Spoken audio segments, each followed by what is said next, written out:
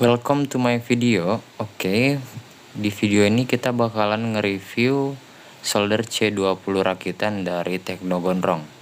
Saya belinya di Shopee. Saya beli ini karena harganya termasuk terjangkau ya, kalau dibandingkan dengan solder-solder C20 pabrikan yang dijual di Shopee. Sebelumnya saya memakai solder ini, Sunshine 60 watt. Tapi ini tuh panasnya lama banget. Mungkin sekitaran 1 menit ya. 1 menit baru bisa digunakan. Terus nggak ada fitur auto sleepnya, nggak seperti solder C210 ini. Terus kendala lainnya tuh kurang panas. Misalnya kalau kita lagi membersihkan PCB itu, kita lagi bersihkan sisa timah, kadang tuh suka nyangkut. Terus harus dibantu dengan blower lagi, baru bisa dibuka tuh solder wicknya. Kurang lebih tampilannya seperti ini ya. Di sini ada satu indikator lampu LED, ada knob untuk ngatur suhu dan pakai soket apalah namanya. Terus untuk di belakangnya ada ini soket, mungkin buat nyambung kabel ke sini biar sensor sleepnya bisa detect. Untuk gagangnya sendiri seperti ini ya. Ini katanya dibuat dari spidol. Ringan banget karena emang plastik doang. Enak lah, gue sendiri suka sih. Kalau bisa lebih kecil lagi kalau gue tuh. Dapat aux ini buat dicolokin ke sini.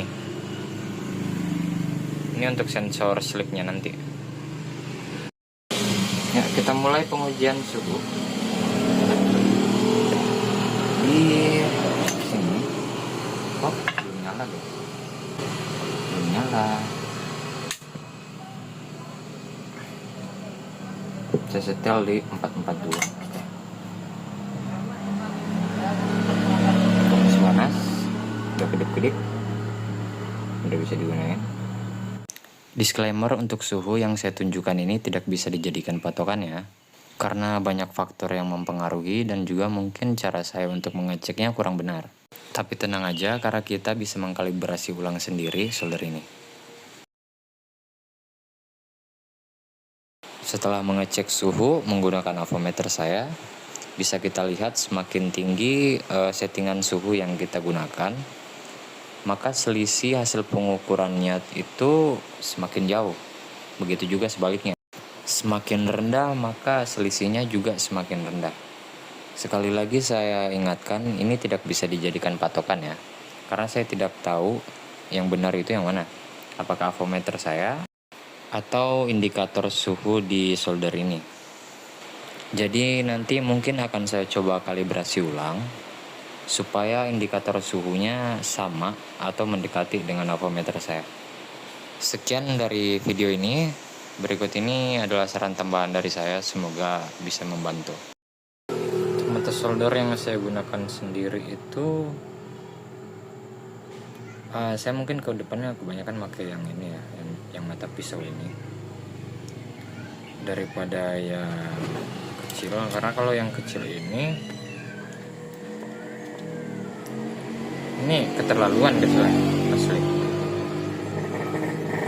Jadi buat solder yang berat-berat tuh kayak butuh lama atau harus kayak tempelin ke tengahnya. Ya mungkin ini saya pakai untuk jumper saja. Tapi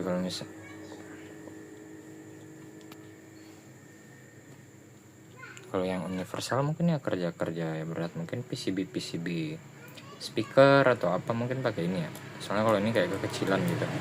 Sedangkan komponen besar tuh butuh waktu lama buat lelehin timahnya, buat transferin panasnya ke situ. Jadi kalau misalnya ini jadi nggak awet ujungnya. Untuk perbandingan mata solder ini yang nggak tahu seri 900 ya. Ini yang seri 900. Perbandingannya tuh kurang lebih seginilah ukurannya. Cuman minusnya ini, T900 tuh panasnya nggak sampai ujung. Begitu ini nyentuh, mungkin panas ya, waktu diangkat nggak nyentuh apa itu mungkin panas, begitu disentuhin jadi panasnya hilang.